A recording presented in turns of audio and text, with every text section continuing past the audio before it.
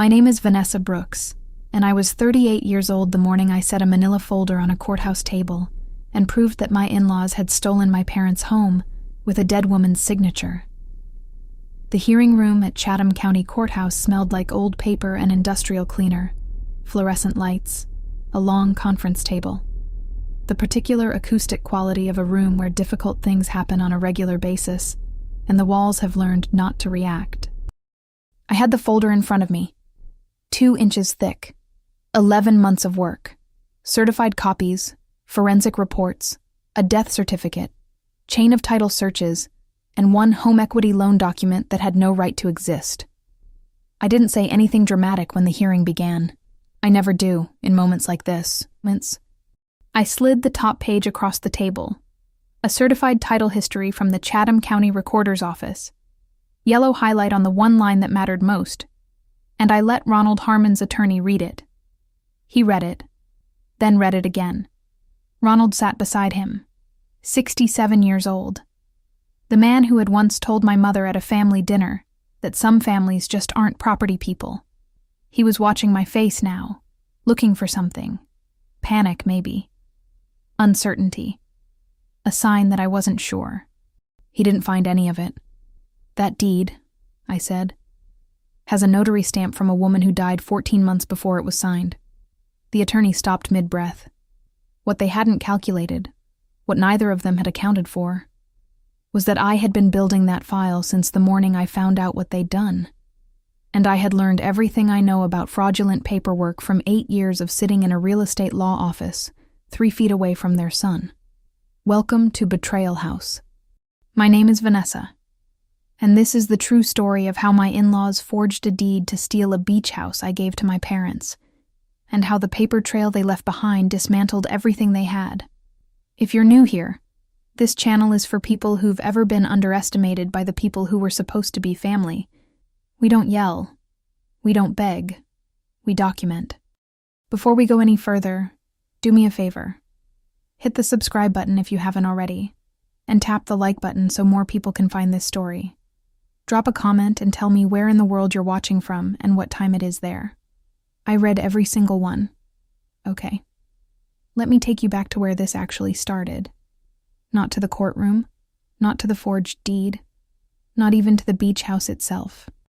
Let me take you back to a Saturday morning in April, 3 years before any of this, when I was standing in the driveway of a small house on Tybee Island, Georgia.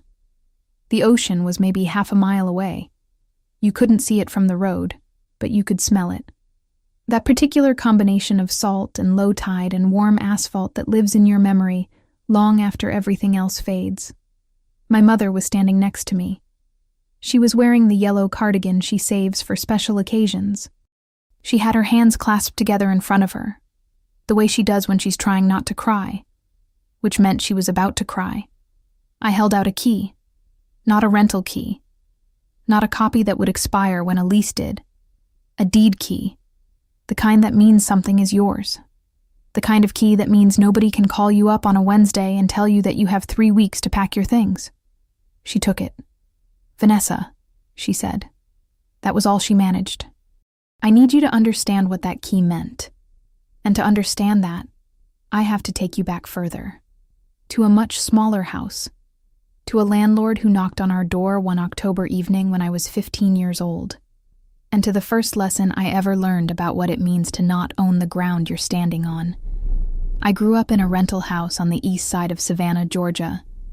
2 bedrooms, a concrete front porch, a fig tree in the backyard that my father had planted the second year we lived there. He always planted things when we moved somewhere. I think it was his way of trying to make himself believe the place was his. My father's name is Leonard. He worked the loading docks at the Georgia Ports Authority for 31 years. Early mornings, long hours, hands that were calloused in a way I didn't fully notice until I was older, and shook other people's hands and realized most hands don't feel like that. He never missed a day of work when I was a child. Not one. My mother is Gloria. She cleaned houses, other people's houses, 5 days a week, sometimes 6. She had a regulars list, 7 families, all of them in the nicer neighborhoods on the west side of town. She knew which families used what cleaning products, Which ones left Christmas tips? Which ones were kind, and which ones acted like she was part of the furniture? She never complained about any of them. She never brought the frustrations home.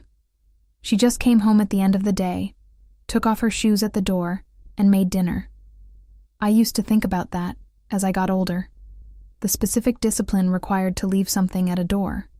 Most people bring things home. Their irritations, their small humiliations, the particular weight of work that doesn't get acknowledged. My mother left all of it on the other side of the threshold. She walked in and was home. Fully home. Whatever happened between 7 in the morning and 4 in the afternoon belonged to the outside world and stayed there. I learned a lot from watching that. I didn't know I was learning it at the time. I thought I was just watching my mother take her shoes off. They were not people who had a lot, but they gave me everything they had. Community college tuition, books, the specific kind of reassurance that sounds simple but isn't. You are smart, and you are going to be fine.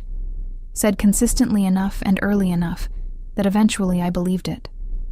I was 15 years old when the landlord knocked on the door. It was an October evening, a Tuesday. My father opened the door. I was at the kitchen table doing homework. I heard the conversation. The landlord's voice calm and matter-of-fact. My father's voice getting quieter in a way I had learned to recognize as the sound of a man absorbing something he can't afford to show. The landlord had sold the property. The new owners wanted to renovate. We had 4 weeks to vacate. 4 weeks. My father didn't argue. He thanked the man. He closed the door. He stood in the hallway for a moment that lasted longer than it looked. Then he came to the kitchen, sat down across from me and said, "We're going to have to find somewhere new. Your mother and I will handle it." And they did handle it. They always did. We moved to a smaller apartment 3 weeks later, on the other side of the same neighborhood. My brother David and I shared a bedroom for the first time since he was 12. My mother organized her things with the same quiet efficiency she applied to everything. My father went still, in the particular way he went still when he was absorbing something he had already decided not to be defeated by. The fig tree stayed behind. It was planted too deep to move on short notice, and we didn't have the truck or the time.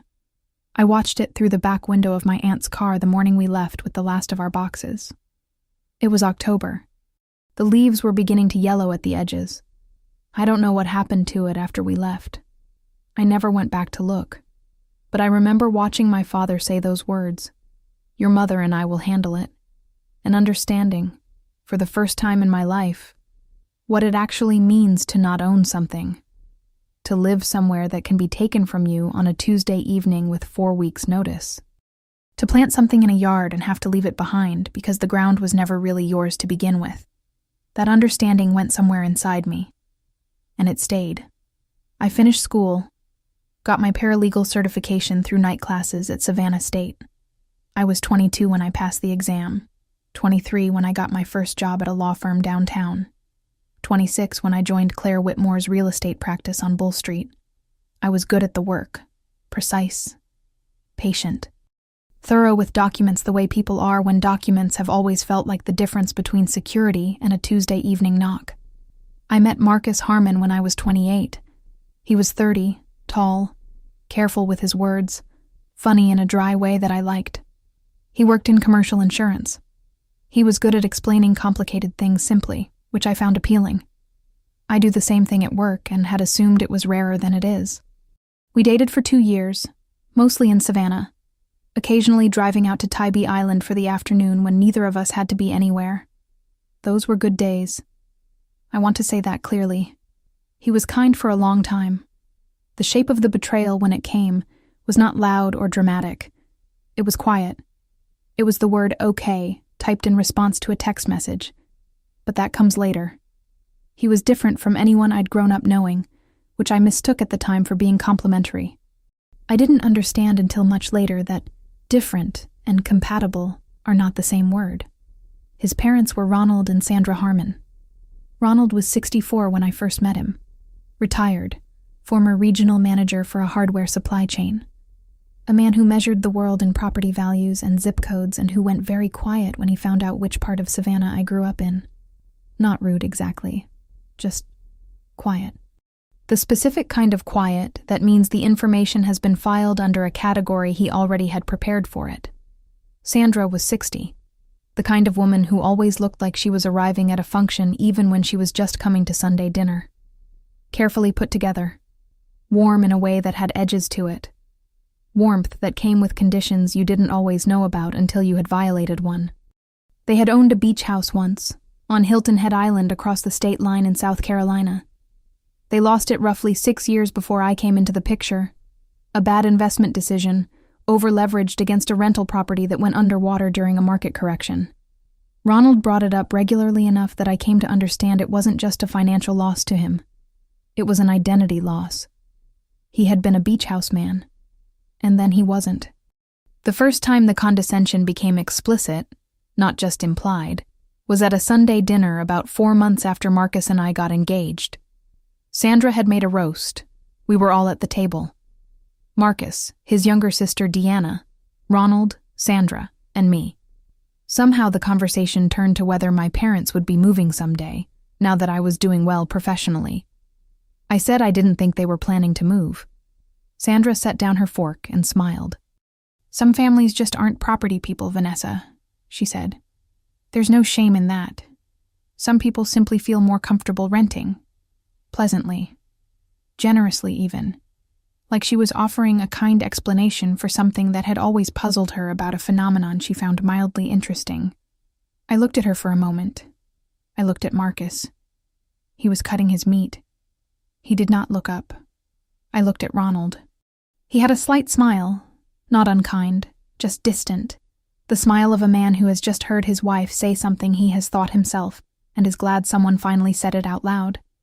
And I made a decision at that table, sitting in Sandra Harmon's dining room with the smell of roast and candles and somebody else's nice things around me. The decision wasn't conscious, exactly. It was more like a resolve that settled into my posture quietly, without fanfare, the way convictions sometimes do. I was going to buy my parents a house. It wasn't a thought I'd had clearly before that moment. I had thought about saving. I had thought about helping them in ways that were vaguer and harder to define. But sitting at that table, hearing those words, "Some families just aren't property people," I understood exactly what I was going to do. I just didn't say it. I just made a mental note of it. Marcus didn't say anything either, which also went into the note. I want to tell you about the work, because the work is where this whole story actually lives. A real estate paralegal does things that most people don't know anyone does. We run title searches, tracing the chain of ownership of a property backward through every recorded deed, looking for breaks in the chain, liens, unpaid taxes, competing claims. Any document that shouldn't be there, or that fails to mean what it claims to mean. We prepare deed transfers. We verify notarizations. We coordinate with title insurance companies and county recorders and estate attorneys and forensic examiners when something doesn't look right. We are the people who sit at the table before the closing and ask, "Is this document real? Is the chain of ownership clean? Is there anything here that will cause a problem 6 months from now?" I had been sitting at that table for 8 years when all of this happened. I understood property law the way a nurse understands medication, not because I had memorized a textbook, but because I had seen what happens when the procedure isn't followed. I had seen estates contested over a deed that was recorded in the wrong county. I had seen families lose properties because a lien went unnoticed in a title search for 30 years. I had seen buyers walk away from closings when the chain of title turned out to have a gap that nobody had caught. I had also seen fraud. More than once. Claire Whitmore had run her real estate practice for 22 years out of an office 2 blocks from Forsyth Park. She was 51, thorough in a way that set the pace for everyone around her, and she had zero patience for documentation that wasn't airtight. I learned more about property law in 3 years in her office than from anything I'd studied before it. 2 years before the beach house, 2 years before any of this, I worked on a case that would turn out to be essential preparation. A client had purchased a commercial building in downtown Savannah. After closing, a title search revealed a deed in the chain of ownership that didn't add up, a transfer from one LLC to another, dated 14 years prior, with a notary stamp from a notary whose commission had been surrendered 8 months before the document was allegedly executed. The opposing party insisted the document was valid. We knew it wasn't. I ran down the notary commission records myself. I found the surrender date in the Secretary of State's database. A Tuesday afternoon, 3 minutes of searching. One line of text that undid everything the other side was arguing. I coordinated with a forensic document examiner out of Atlanta, a man named Dr. Howard Price, who spent 45 minutes with me on the phone, explaining how notary ink stamps work. The mechanical pressure of a handheld die, the directional variation in ink saturation that results from a human hand pressing imperfectly, the microscopic differences between a genuine stamp and one that has been digitally scanned, reproduced, and printed onto a document by someone who assumed no one would look that closely. Someone always looks that closely. That case settled before trial. The fraudulent deed was voided. The client recovered the full value of the transaction. Dr. Price sent me a handwritten note afterward. 3 sentences, thanking me for the quality of the documentary preparation. I kept it in my desk drawer. I filed all of it away. The note, the technique, the knowledge of exactly what a fraudster leaves behind when they think they've been clever with a stamp. In the years between that case and the beach house, I passed my advanced paralegal certification on the first try. Claire made me senior paralegal. I got access to every aspect of the firm's most complex title disputes, the estates, the contested transfers, the quiet title actions that dragged on for years while families fell apart over property lines. I understood by this point not just how property law worked, but how property fraud worked. I understood the mechanics. I understood the overconfidence. I understood exactly where fraudsters always leave their mistakes, because I had spent 8 years being the person who finds them. And I had been saving money the entire time. 4 years, not dramatically, not deprivation, just consistently, a set amount every month, routed automatically to a separate account I called, in my own head, the Key Fund. The house on Tybee Island came onto the market in February of the year I turned 36.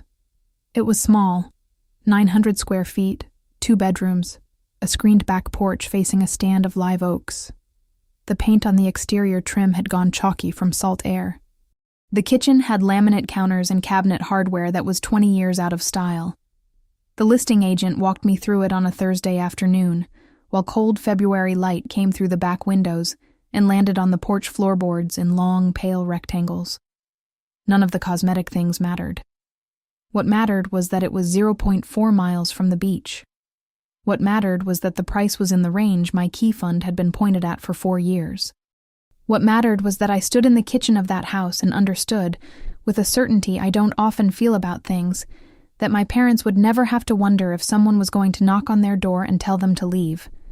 I made the offer the same afternoon. I closed 2 months later, taking title in the names of Leonard and Gloria Brooks. My parents, not myself. A gift. I recorded the deed at the Chatham County Recorder's office myself, walked it to the filing window, watched the clerk stamp it, received the certified copy with the county seal still warm from the press. I drove to my parents' house that same afternoon. My mother was in the kitchen. I sat down at the table, the same table where my father had told me we had 4 weeks to pack when I was 15, and I slid the certified deed across to her. She read it again. Then she made a sound I had never heard from her before. Not crying exactly. Something earlier than crying. My father came in from the other room. She handed him the deed without saying anything. He held it in both hands. He read it the way he reads everything. Carefully, deliberately, like the words might rearrange if he goes too fast. He didn't say anything for almost a minute. Then he said, "You didn't have to do this." "I know," I said. "You really didn't have to." "I know, Dad." He folded the deed carefully along the lines I'd already made, handed it back to my mother, and went to the window and looked out at the backyard for a while. I had no idea what I'd just handed the Harmons. A target. For 6 months, everything was exactly what it was supposed to be. Leonard and Gloria drove out to Tybee Island every weekend from April through September. My mother repainted the kitchen trim herself. a clean white she'd been thinking about since the day she first walked through the house. She did the work herself, careful and thorough, the way she did everything. She sent me a photograph when it was finished. I saved it. My father fixed the screen door on the back porch, built a raised bed from cedar planks, planted tomatoes along the south fence. He hung a wind chime at the corner of the porch, a simple wooden one he had made himself, from pieces of driftwood he collected on the beach during one of their first weekends there. It rang in the offshore breeze in a low, irregular way, unhurried. I heard it every time I visited, and it sounded, to me, like something that had always been there. He planted things when he moved somewhere new. He always had. They went every weekend, sometimes midweek if the traffic wasn't bad. My mother started learning the names of the neighbors on either side. An older couple to the left, a family with young children on the right. My father introduced himself to the hardware store owner in town, found a fishing spot he liked on the north end of the island, started coming home with fish he would then clean on the back porch while my mother complained affectionately about the smell. They were, for the first time in their lives, at home in a place that no one could take from them. The whole family came out for the 4th of July. My brother David and his kids, my aunt from Brunswick, Marcus and me. We ate on the back porch in the heat. All of us, the way families do when there is finally a place to gather. The kids ran barefoot through the yard. My mother watched them from her chair with the particular expression of a woman who had been waiting a long time for an evening exactly like that one. The Harmons came to the beach house once in late August. One afternoon visit, no overnight. The drive from Savannah to Tybee Island is about 30 minutes depending on traffic. I remember thinking, when they arrived, that they had dressed for the occasion. Sandra in a pressed linen blouse, Ronald in a collared shirt despite the heat. They stood in the driveway and looked at the exterior the way buyers look at a house they're considering. Not guests, buyers. Ronald walked through the rooms making quiet observations. The square footage was modest, the lot was narrow, the kitchen layout was inefficient. He paused in the living room and said the ceiling height was low for the price point. He didn't know the price. He was guessing. He was close. Sandra walked to the back porch, looked out at the live oaks and the open yard, and the wind chime my father had hung at the corner, and said, "Oh, the sand just gets in everywhere out here, doesn't it?" Not a question. They left after 3 hours. Marcus walked them to the car. He stood in the driveway and watched until they turned the corner. I watched him from the porch. Something about his posture as they drove away. A slight stillness, the particular held quality of a man sitting with something he doesn't want to say out loud. I noticed it, filed it, did not ask. In the weeks after that visit, Marcus started asking questions about the house. Practical questions, he said. Whether the flood insurance was current, whether my parents' names were the only names on the deed, whether I'd thought about putting a trust in place. He asked about the trust twice. I told him the deed was clean and current, and my parents' will covered the property. He nodded both times, in a way that didn't quite close the subject. I was busy. 2 complex title disputes at the office. I was not paying close enough attention to the right things. Then my mother called on a Thursday morning in October. Her voice was confused rather than alarmed, the tone of someone who has encountered something that doesn't make sense and is waiting for an explanation that will fix it. "Vanessa," she said, "the property tax statement came in today. I think there's been some kind of mix-up at the county. It has someone else's name on it." I asked her whose name. "Ronald and Sandra Harmon," she said. I thanked my mother, told her I'd look into it, and hung up. I sat at my desk for exactly 30 seconds. Then I opened the Chatham County Property Records portal and typed in the Tybee Island address. The page loaded. The current listed owner was Ronald K. Harmon and Sandra M. Harmon. I sat with that for a moment. Then I clicked through to the full title history. 3 weeks after my parents had taken possession of the property, a warranty deed had been filed, a deed purportedly signed by Leonard Allen Brooks and Gloria May Brooks, transferring full ownership of the Tybee Island property to Ronald Kent Harmon and Sandra Marie Harmon, husband and wife, with love and consideration. I read that phrase 3 times. Love and consideration. That is a legal term. It means the transfer was a gift rather than a sale. No money changed hands. The document was claiming that my parents had, of their own free will, gifted the property to the Harmons as an expression of love. Love and consideration. The deed bore the seal of a Georgia notary public. Margaret Elaine Dodd. I stopped. That name. I had worked with Margaret Dodd 2 years earlier on the commercial building case. She had been a notary for the county attorney's office for many years before retiring. She was in her late 60s, methodical in the careful way of someone who had spent decades making sure things were signed correctly before she applied her stamp. I had liked her. She was precise. She understood that her seal on a document was a statement of fact. She had died of a stroke 16 months ago. I remembered the email that came through Claire's office when it happened. A brief notice. Margaret Dodd had passed. Please update your records accordingly. I had removed her from our preferred notary contact list the same afternoon. And now her name was on a deed dated 14 months after her death. I closed the property records portal. I sat in my chair. The office hummed around me. The HVAC. Someone in the hallway asking about a closing date. The distant sound of traffic on Bull Street. I went to the break room and made a cup of coffee. I stood at the counter while it brewed. The afternoon light came through the small window above the sink. I could hear someone talking on the phone down the hall. Something about a closing date. Something routine. I stood there and listened to the coffee drip and thought about what I was holding. My parents had been in that house for 8 months. My mother had repainted the kitchen trim in the white she'd been planning since she first walked through the door.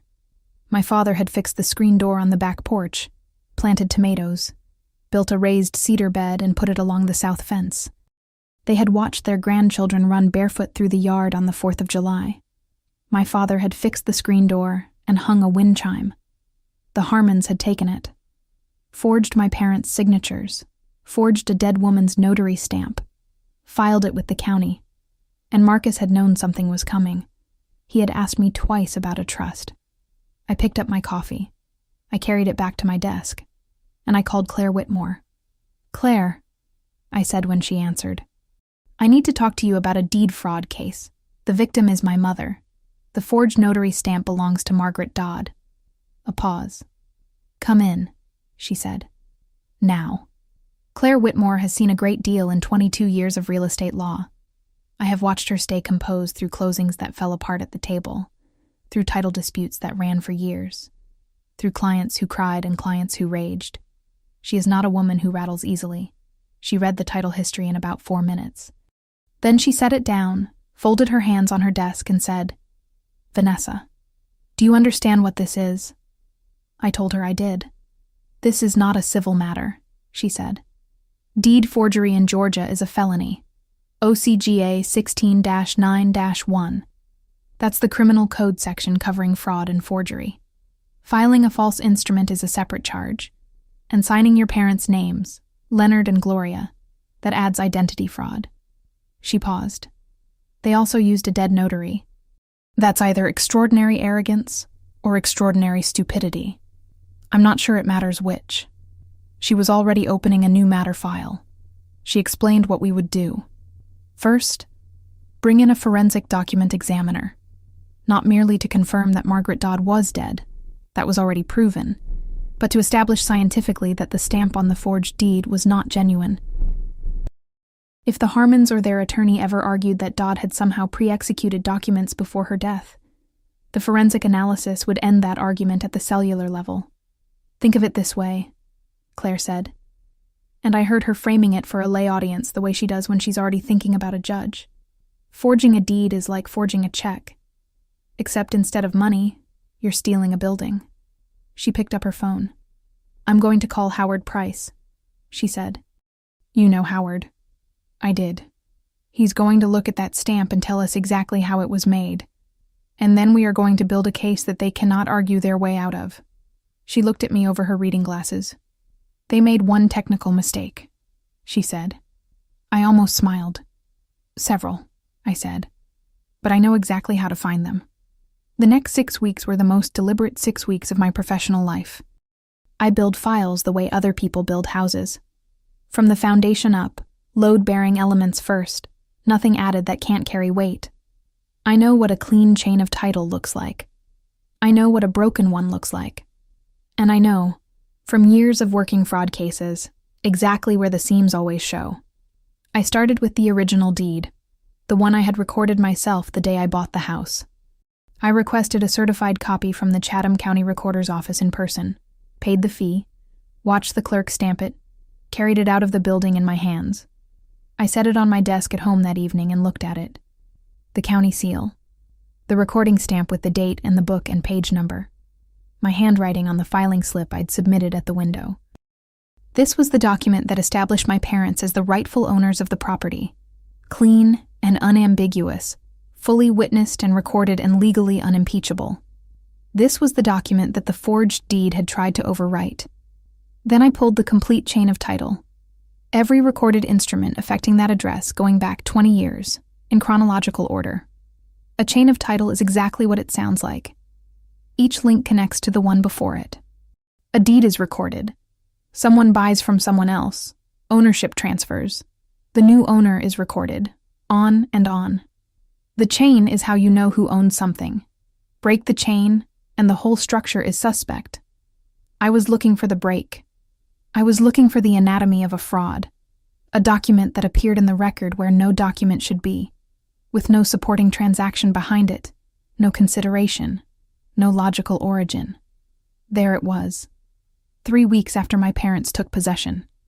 A warranty deed transferring ownership to Ronald and Sandra Harmon.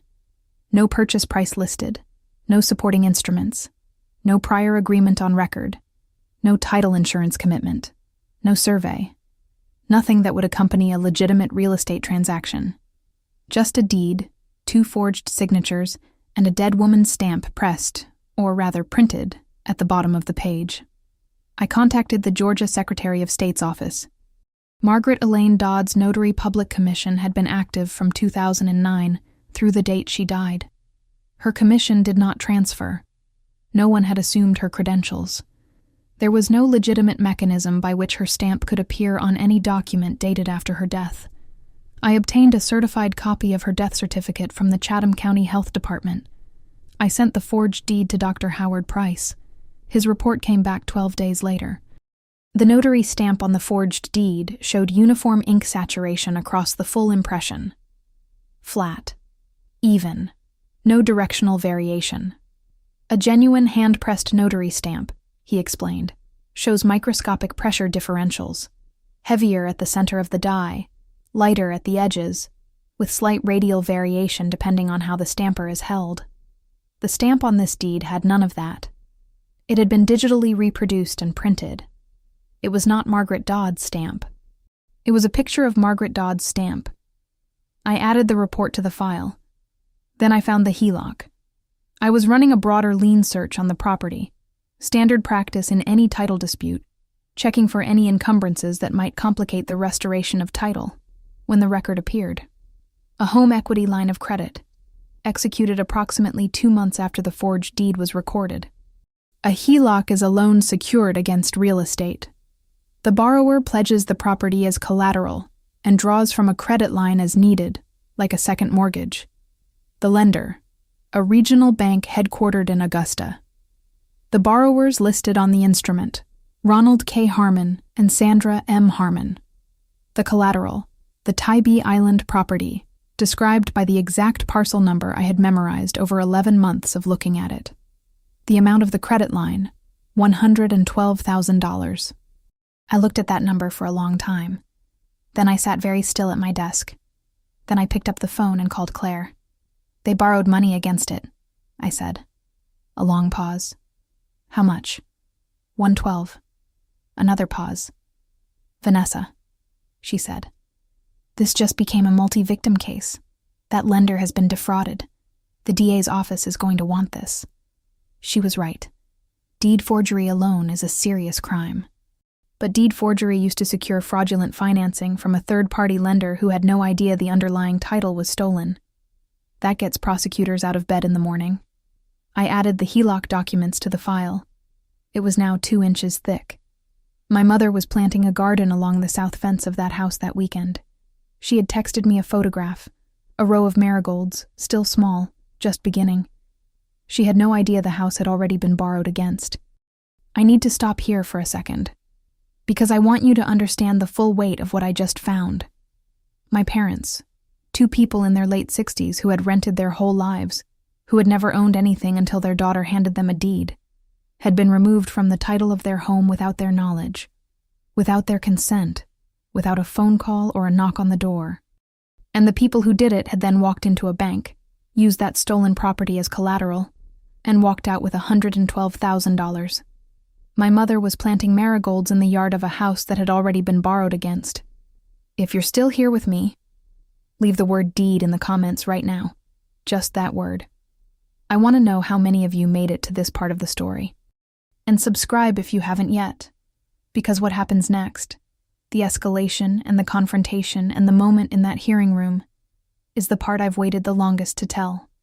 I had been careful, for 6 weeks, to keep what I was building away from Marcus.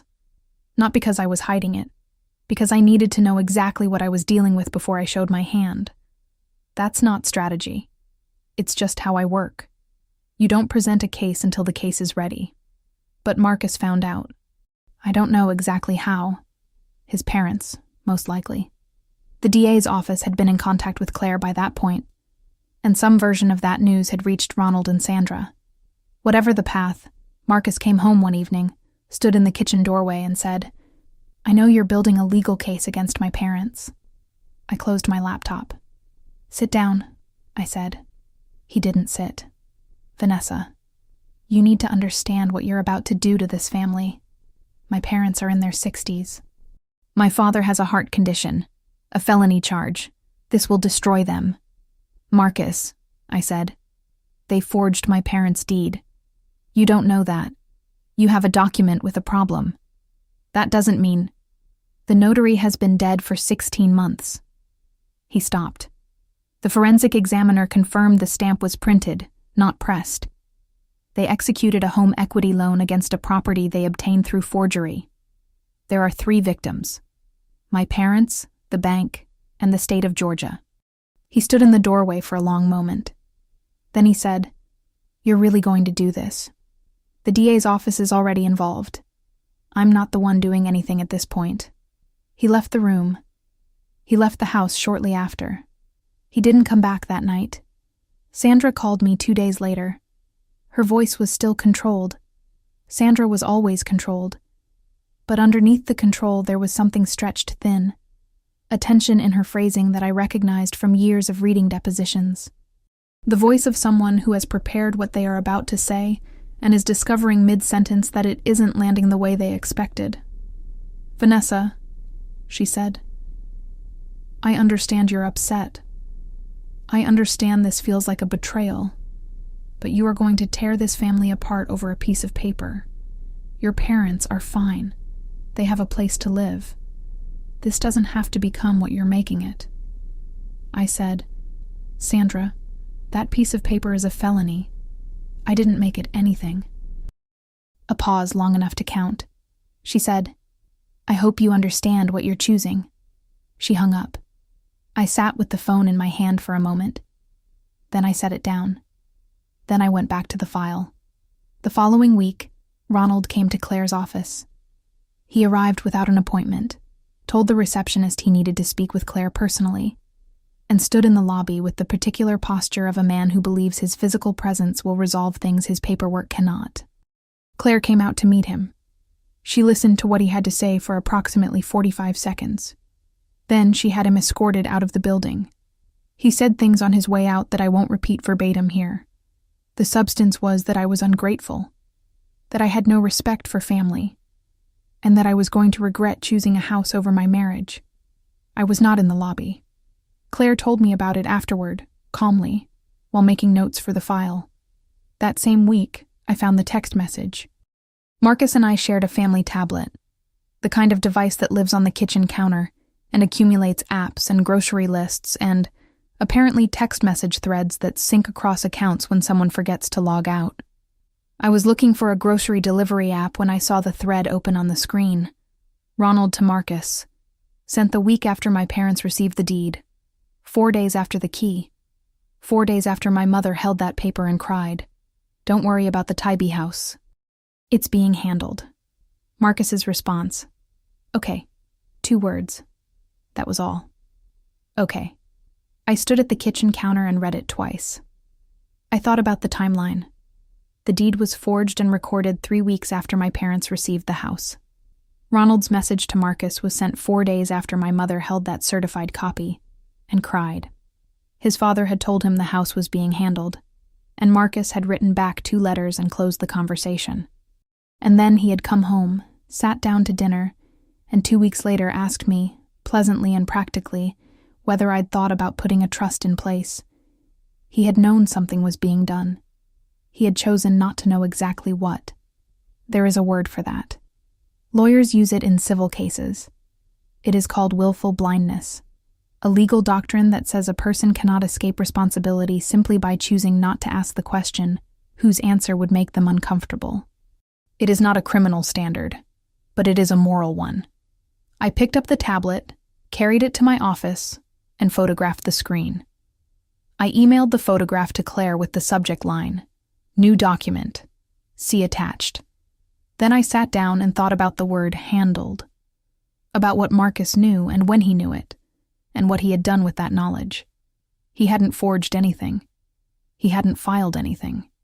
He had received a message from his father saying the beach house was being handled, and he had said okay, and he had come home to dinner that night and said nothing. He had asked me twice about a trust. I am a paralegal. I have spent 8 years reading documents very carefully. I know the difference between a word that means nothing and a word that is doing a lot of work. Okay. I called a divorce attorney the following morning. I added the text message to the file. It was now 2.5 inches thick. The forgery was the crime. The silence was the betrayal. Claire filed the criminal complaint with the Chatham County District Attorney's Office on a Monday. The DA assigned it to a prosecutor named Reeves, a woman in her early 40s who had worked financial crimes before moving to property fraud. Reeves reviewed the complaint, the forensic report, the chain of title, the death certificate, and the HELOC documentation over the course of a single afternoon. She called Claire before the end of the business day. The HELOC made it a priority case. One victim, my parents, was sympathetic but not immediately catastrophic. They were living in their original Savannah home and hadn't been physically displaced. They didn't know they'd lost the house, so in a terrible technical sense, they had not yet suffered the full weight of that loss. But a regional bank holding a $112,000 credit line secured against a fraudulently obtained property. That was a financial institution with standing and resources and motivation to push hard, and financial institutions push hard. Ronald and Sandra Harmon were served with the criminal complaint on a Thursday morning. I did not watch it happen. I learned about it from Claire by text message, 3 words. They've been served. Their attorney, a man named Gerald Foltz, who handled primarily traffic violations and minor civil matters, and was clearly not prepared for the complexity of what he was now holding, filed an immediate motion asserting that the deed was valid, that the notary matter was a clerical error of uncertain origin, and that the transfer had been a consensual private family arrangement between the parties. Claire's response brief was 19 pages long. It contained the forensic report, the full chain of title analysis, the Georgia Secretary of State records confirming Margaret Dodd's commission and its termination at death, the certified death certificate, and the HELOC documentation with its fraudulent collateral. It also contained, in an exhibit at the back, the photograph of the text message between Ronald and Marcus, not offered as evidence of Marcus's criminal guilt, but as evidence of Ronald's state of mind. He had informed his son the house was being handled on the exact date the timeline indicated the forged deed was being prepared. The response was 19 pages long. Foltz's motion was 2. The civil hearing to void the deed and restore title to my parents was scheduled for 6 weeks out. I told my parents the week before. I sat with them at the kitchen table in their Savannah house. The same table, the same chairs, the same kitchen where my father had told me we had 4 weeks to pack when I was 15. And I explained what had happened from the beginning. The tax statement, the title search, the dead notary, the HELOC, the file, what the hearing would accomplish. I explained it in plain language, The way Claire had taught me to explain things to clients, simply, completely, without softening the hard parts and without overstating the easy ones. My father listened completely still, both hands flat on the table, eyes on my face. When I finished, he said, "They forged our names." "Yes, and that can be undone. That's what the hearing is for." He nodded once. He looked at my mother. "Will you be there?" he asked. "I'll be there," I said. He nodded again. He didn't say anything else for a while. My parents didn't fully understand the legal machinery of what was about to happen. They didn't need to. They understood that their daughter had built a file 2.5 inches thick, that something had been taken from them, and that it was being taken back. That was enough. The title restoration hearing was held on a Tuesday morning in November. The hearing room at Chatham County Courthouse. Old paper, industrial cleaner, fluorescent lights. I had been here before, in my mind, 100 times over the past 11 months. Now it was real. My parents were seated to my left. Leonard in his good jacket, Gloria in the yellow cardigan.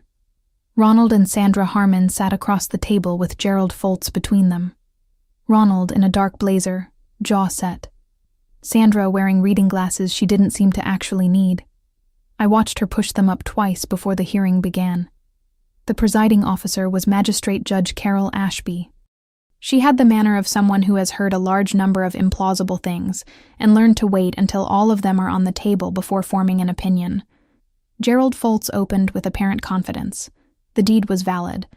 The notary matter was a clerical irregularity of uncertain origin.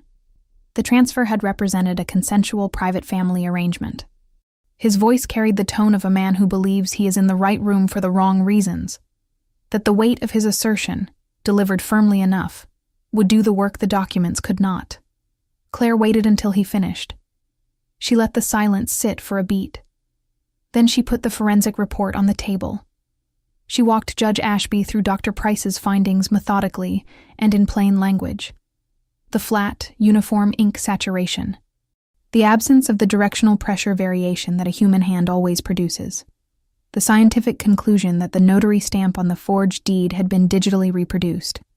Scanned from an original document, resized, and printed onto the page rather than pressed by a physical die. She explained for the record what a genuine notary stamp looks like under magnification. She explained why this one looked different. She used the word printed 7 times, each time with a different piece of supporting evidence behind it. She put the death certificate on the table. Margaret Elaine Dodd. Date of death: 16 months before the deed was executed. Cause of death: cerebrovascular accident. A stroke. She put the Georgia Secretary of State records on the table. She put the chain of title analysis on the table. The anomalous deed appearing 3 weeks after the legitimate deed, with no supporting transaction history, no consideration listed, no prior agreement on record, no logical origin. A document that appeared in the chain the way a fraudulent document always appears, suddenly with nothing behind it, confident that no one would look. Then she put the HELOC documents on the table.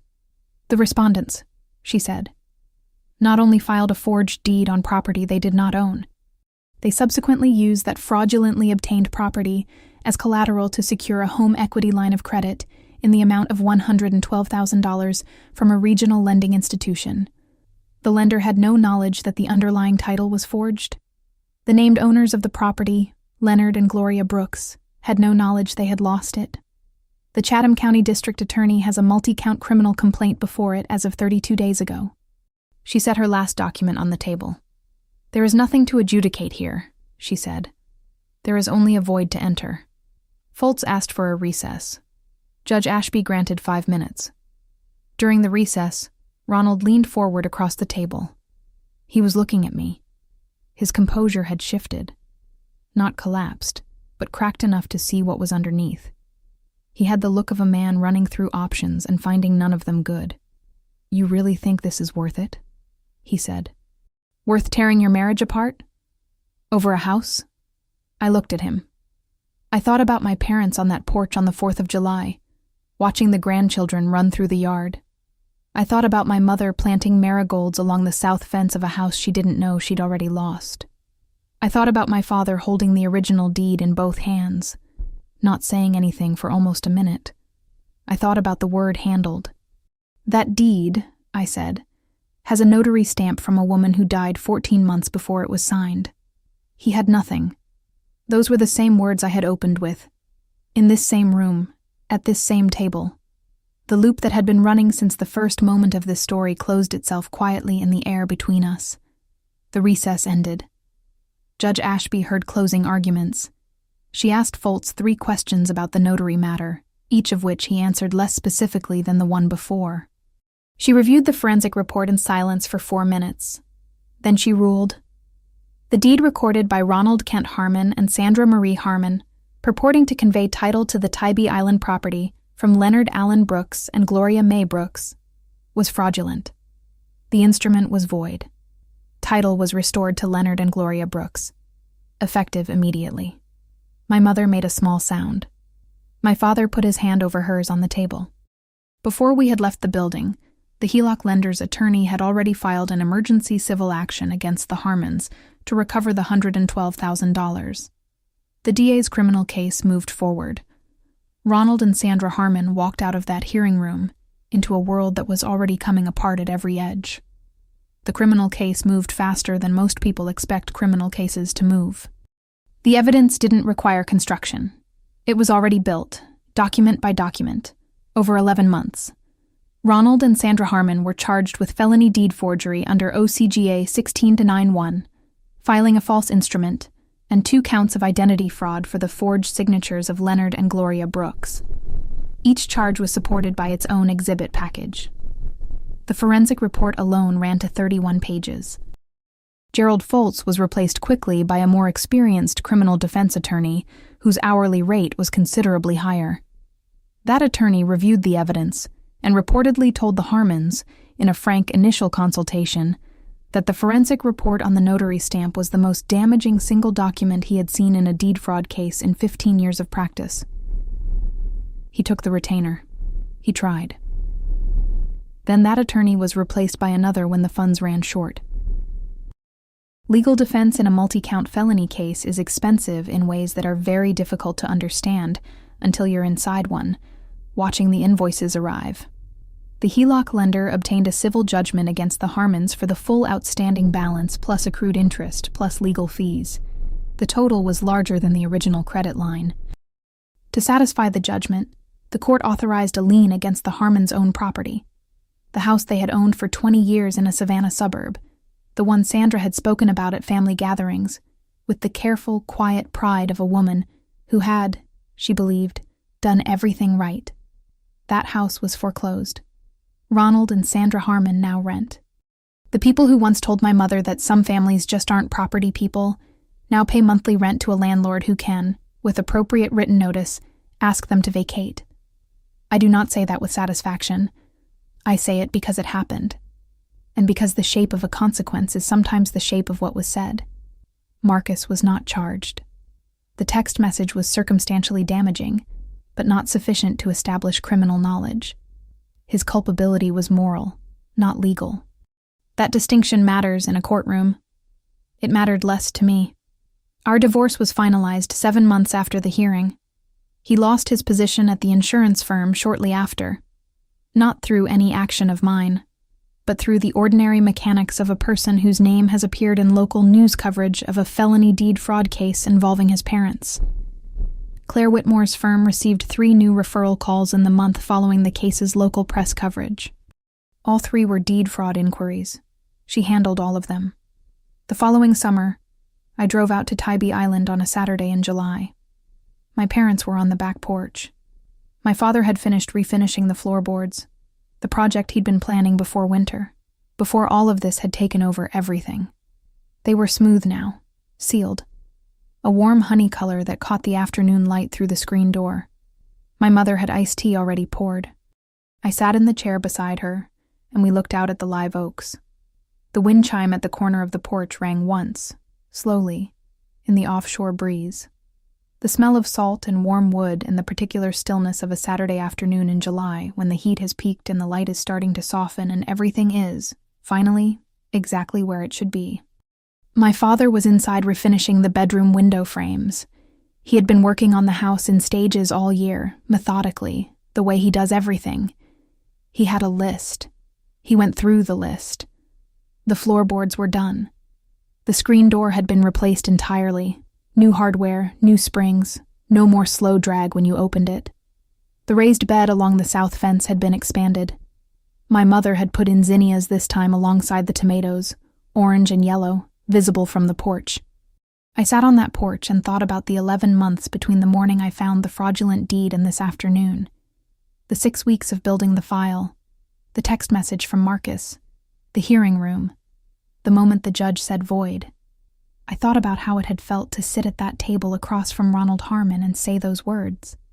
The notary stamp from a woman who died 14 months before it was signed, and watch his face understand that he had lost.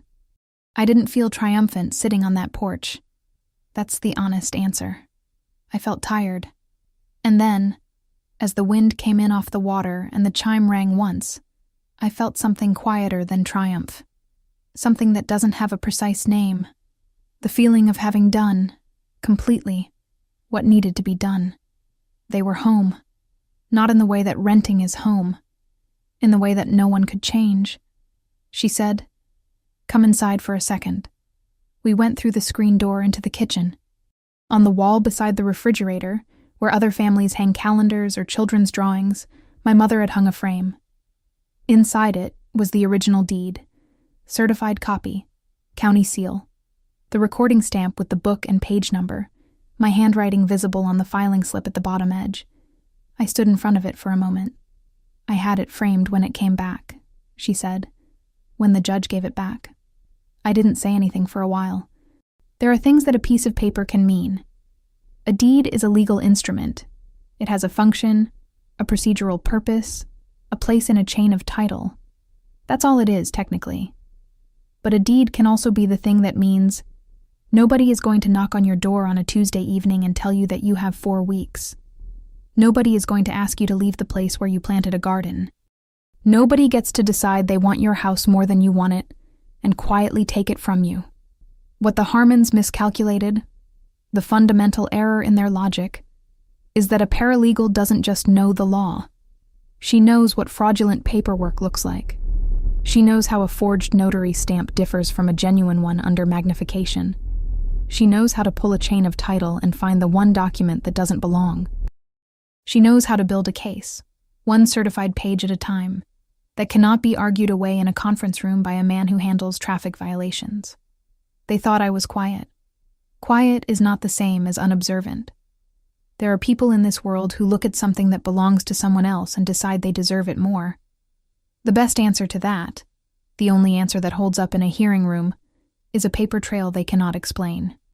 If this story reminded you of something that happened in your family, a property dispute, a deed that went somewhere it shouldn't have, a piece of something precious that someone decided they had the right to take, I want to hear about it.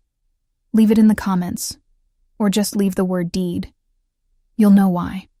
Thank you for spending this much time with me. This story took 11 months of my life to build. It took you, I don't know, maybe 45 minutes to hear. I hope it was worth your time. I hope it reminded you of something important. That paperwork is protection, that documentation is a form of power, and that the people who underestimate quiet women with access to county records tend to learn that lesson in courtrooms. If this story helped you, or if you know someone dealing with a property dispute, a family betrayal, or someone trying to take what belongs to the people you love, share this video. Send it to them. It takes 10 seconds, and it might matter more than you know. Subscribe to Betrayal House if you haven't already. Hit the bell so you don't miss the next story. And leave me a comment. Tell me what part of this hit hardest. Tell me where you're from. Tell me if you've been there. I'll see you in the next one.